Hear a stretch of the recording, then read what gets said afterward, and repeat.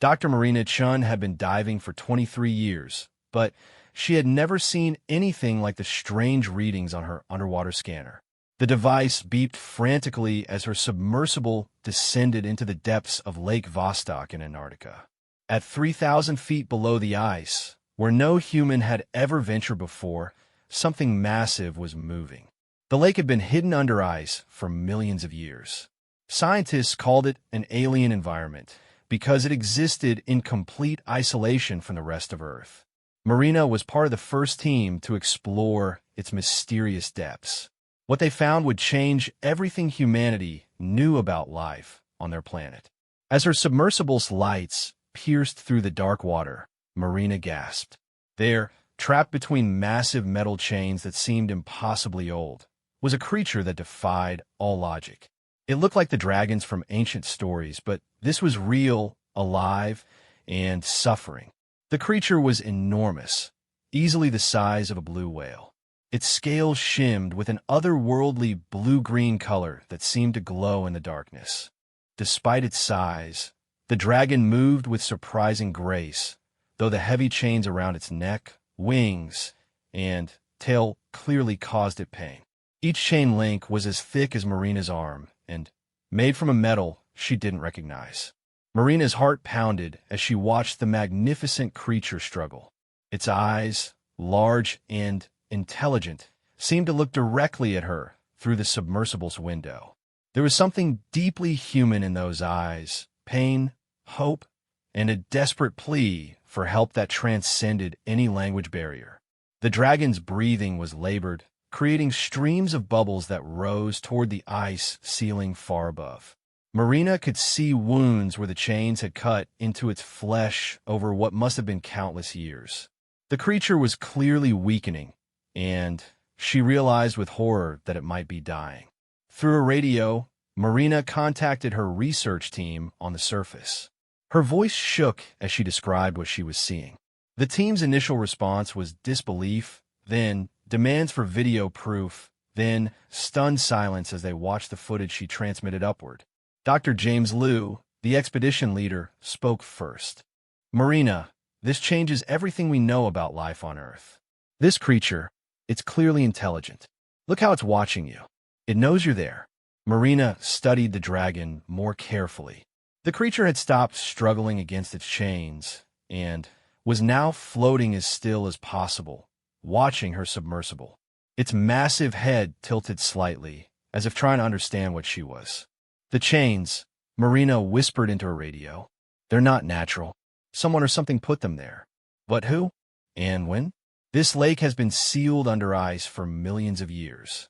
As she spoke, Marina noticed something else that made her blood run cold. The chains weren't just restraining the dragon. They were slowly draining its life force. A faint energy seemed to flow along the metal links, moving away from the creature towards some unseen destination deeper in the lake. The dragon's eyes began to close, and its movements became even weaker. Marina realized that whatever was happening to this magnificent creature, time was running out. The chains were killing it, and she might be the only person who could help. I'm going to try to communicate with it, Marina announced to her team. She activated her submersible's external speakers and played various sounds, whale songs, musical tones, even human speech. The dragon's eyes opened wide at the sound of her voice. When Marina spoke directly to the creature, something remarkable happened. The dragon began to make sounds of its own, deep, melodic tones that seemed to carry meaning. The sounds were unlike anything any Earth creature made, yet Marina felt she could almost understand the emotion behind them. The dragon was trying to tell her something important. Its eyes kept looking toward the deeper parts of the lake, where the chains disappeared into darkness. Marina realized the creature was trying to warn her about something down there, something that controlled the chains. As her submersible's batteries began to run low, Marina faced an impossible decision. She could surface and report her discovery to the world, but by the time a rescue mission could be organized, the dragon might be dead. Or she could try to help the creature herself, even though she had no idea what she was up against. The dragon seemed to sense her thoughts.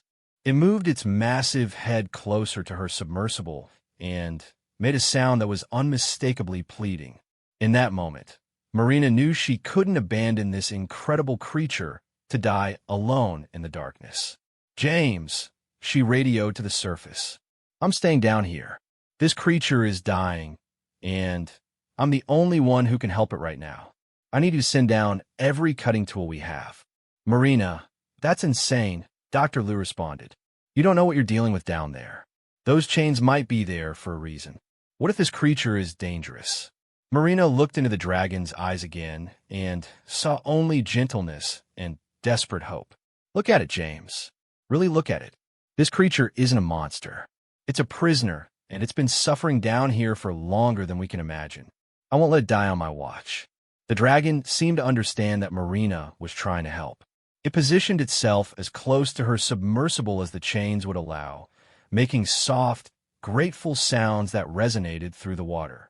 Despite its enormous size and obvious power, the creature was being incredibly gentle, careful not to damage her small vessel.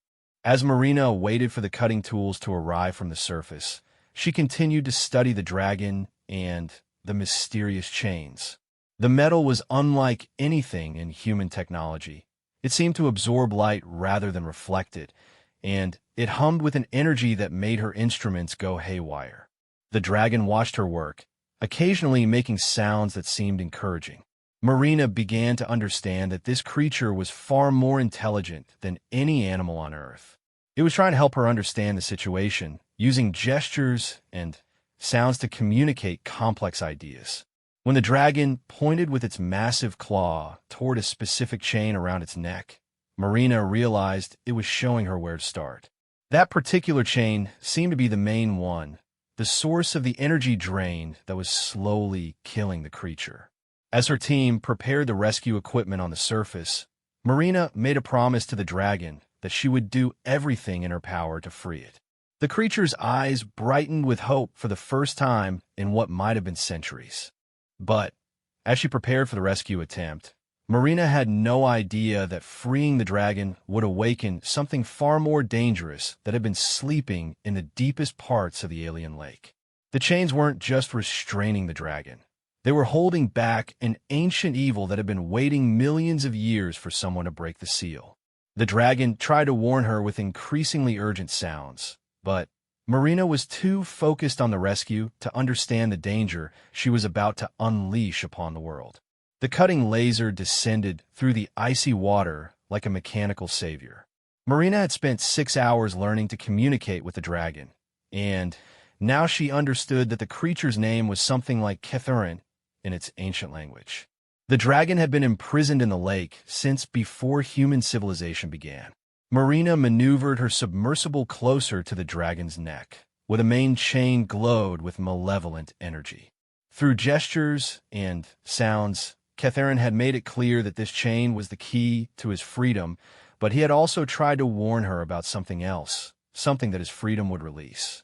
"Marina, we're reading massive energy fluctuations from your position." Dr. Liu's voice crackled through the radio. "Whatever those chains are connected to, it's responding to your presence." Marina ignored the warning. The dragon was dying before her eyes, his magnificent scales growing dim and his breathing becoming more labored by the hour. She couldn't let this incredible creature perish while she had the power to save him. As the laser beam touched the first chain, the water around them erupted with blinding light. The metal didn't cut like normal materials. Instead, it seemed to scream as it dissolved, releasing waves of energy that made Marina's instruments shut down one by one. Catherine made urgent warning sounds as the energy release grew stronger. Through the water, Marina could see something stirring in the deepest part of the lake, something vast and dark that had been sleeping for eons. The dragon's imprisonment wasn't just a cruel punishment. He had been a guardian, chained in place to keep something terrible from escaping. But Marina was committed now. The first chain snapped with a sound like thunder, and Catherine's relief was immediate. His head rose higher, and his eyes burned with renewed life. But even as he celebrated his partial freedom, he continued to make warning sounds, trying to tell Marina to stop before it was too late. "The readings are off the charts," Dr. Liu radioed frantically. "Marina, you need to surface immediately. Whatever you're doing down, there's waking something up. The ice above the lake is starting to crack from the energy release." Marina positioned the laser on the second chain. This one wrapped around Catherine's powerful left wing. As the beam cut through the ancient metal, she felt the water temperature rise dramatically. Steam bubbles rose all around them, and in the distance, a low rumbling sound echoed through the lake like the breathing of some colossal creature. Catherine's warnings became more desperate. Using his free wing, he pointed toward the lake's depths and made sounds that clearly meant danger. Marina finally understood what he was trying to tell her. His imprisonment had been voluntary. He had allowed himself to be chained to prevent something worse from escaping. But it was too late to stop. The second chain snapped, and the energy release sent shockwaves through the water that nearly crushed Marina's submersible. The dragon's relief at having his wing free was overshadowed by his terror at what was awakening below them. From the deepest trench of the lake, something began to rise. Marina's sonar picked up a massive shape moving upward through the water, something even larger than Catherine. This creature had been sleeping at the bottom of the lake, held in check only by the dragon's willing imprisonment. "Marina, the ice shelf is cracking apart up here." Dr. Liu's voice was filled with panic. "We're seeing massive chunks of ice falling into the lake. You need to get out of there now." Marina looked at Catherine, who still had chains around his tail and right wing. The dragon's eyes pleaded with her to continue, even though they both knew the consequences. He would rather face the ancient evil with some mobility than die slowly while completely restrained. As Marina positioned the laser on the third chain, the thing from the depths broke through a thermal layer, and she got her first clear look at it. Unlike Catherine's noble dragon form, this creature was a nightmare made real. It had too many eyes, tentacles instead of wings, and a presence that seemed to drain hope from everything around it. The ancient evil had been imprisoned here since the lake was first sealed under ice. It fed on fear and despair, growing stronger with each emotion it consumed. Catherine had volunteered to be chained as close to the creature as possible, using his own life force to keep it sleeping. "I understand now," Marina whispered as she cut through the third chain. "You've been protecting the world all this time. You've been suffering to keep that thing asleep." Catherine nodded his massive head, his eyes filled with both gratitude and sorrow. When the third chain snapped, his tail was free, but the creature below them surged upward with new energy. Marina could feel waves of malevolent intelligence probing her mind, trying to fill her thoughts with terror and despair. The dragon immediately positioned himself between Marina's submersible and the rising horror. Even weakened by his long imprisonment, Catherine was still a formidable guardian. His roar echoed through the water, a sound of defiance that made the ancient evil pause in its ascent. "Marina, massive tsunamis are forming on the surface," Dr. Liu radioed desperately. "The energy release is affecting weather patterns across Antarctica. You have to get out of there before the entire ice shelf collapses." Marina positioned her laser on the final chain around Catherine's right wing. As she prepared to cut through it, the dragon looked directly at her and made a sound she had learned meant "thank you" in his language. He knew that freeing him completely would give the ancient evil its best chance to escape the lake, but he also knew it was their only hope of stopping the creature.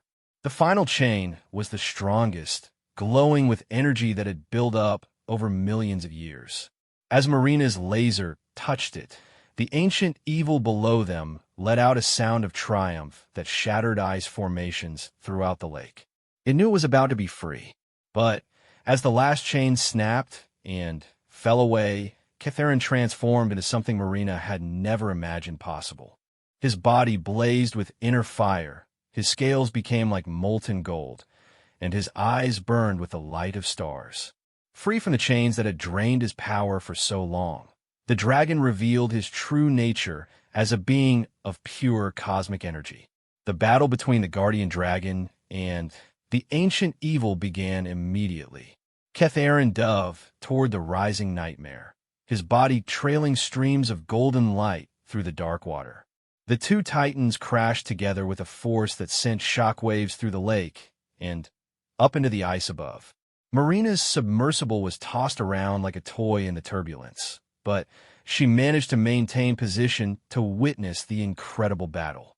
Catharin fought with the fury of someone who had suffered imprisonment for millions of years, while the ancient evil attacked with the desperate hunger of something that had been denied freedom for just as long. The dragon's attacks burned like miniature suns in the water, while the evil creature's tentacles struck out with force enough to shatter stone. Their battle created currents and energy waves that began to tear apart the very structure of the underwater lake. Marina, you have maybe 10 minutes before this entire area becomes uninhabitable, Dr. Liu warned. The ice above is collapsing, and we're detecting seismic activity that suggests the lake floor is cracking. Whatever's happening down, there's going to change the geography of Antarctica. Marina knew she should flee to the surface, but she couldn't abandon Catharin now. The dragon was fighting not just for his own freedom, but for the safety of the entire world. If the ancient evil escaped the lake and reached the surface, its influence could spread across the planet. As the battle raged below her, Marina realized that Catharin needed help. He was still weakened from his long imprisonment, and the ancient evil was growing stronger as it fed on the fear and chaos its awakening was causing around the world. The dragon's golden light was beginning to dim under the creature's relentless assault. Marina made a decision that would change her life forever. Instead of fleeing to safety, she piloted her submersible directly into the battle, determined to help the guardian dragon in any way she could. She had freed him from his chains, and now she would stand with him against the ancient darkness that threatened everything she loved. Marina drove her submersible directly into the heart of the battle, dodging tentacles the size of subway trains and waves of dark energy that made her instruments scream warnings. Catharin's golden fire was dimming as the ancient evil pressed its attack, feeding on the terror it was causing across the world as its influence began to seep beyond the lake. Marina, what are you doing? Dr. Liu's voice was barely audible through the radio static caused by the energy battle. Get out of there before you're killed. But Marina had noticed something during the fight. Every time the ancient evil attacked Catharin directly, the dragon's light grew brighter for a moment, as if he was drawing power from their connection. She realized that the dragon wasn't just fighting with his own strength. He was somehow connected to all life on Earth, drawing energy from the hopes and dreams of every living creature. The problem was that fear was stronger than hope right now. As news of the battle spread to the surface world, panic was setting in. People were afraid of the unknown creatures fighting beneath the Antarctic ice, and that fear was feeding the ancient evil more than hope was feeding Catharin. Marina activated her submersible's external speakers and began broadcasting on all frequencies. Her message was simple but powerful. This is Dr. Marina Chun, speaking to you from beneath the ice of Antarctica. I want you to know that there is a guardian fighting for all of us right now. His name is Catharin, and he has protected our world for millions of years. He needs our hope, our belief, our gratitude. Please, everyone who can hear this, send your positive thoughts to the brave dragon who suffers to keep us safe. The message was picked up by the research team's satellite link and broadcast around the world. Within minutes, it was being shared on every news network and social media platform on the planet.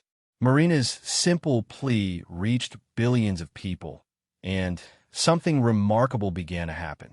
As people around the world learned about Catharin's sacrifice and sent their thoughts of gratitude and hope toward Antarctica, the dragon's golden light began to grow brighter. Children drew pictures of the guardian dragon and held them up to the sky. Religious leaders of every faith offered prayers for the creature who had protected their world. Scientists who had devoted their lives to understanding the universe felt awe at discovering something so magnificent. The ancient evil writhed in fury as its power began to wane. It had expected fear and despair to feed its strength, but instead it found itself facing the combined hope and determination of an entire planet united behind their guardian. Catharin felt the change immediately. His scales blazed with renewed golden fire, and his roar of triumph echoed through the lake with such force that it cracked the ice ceiling far above them.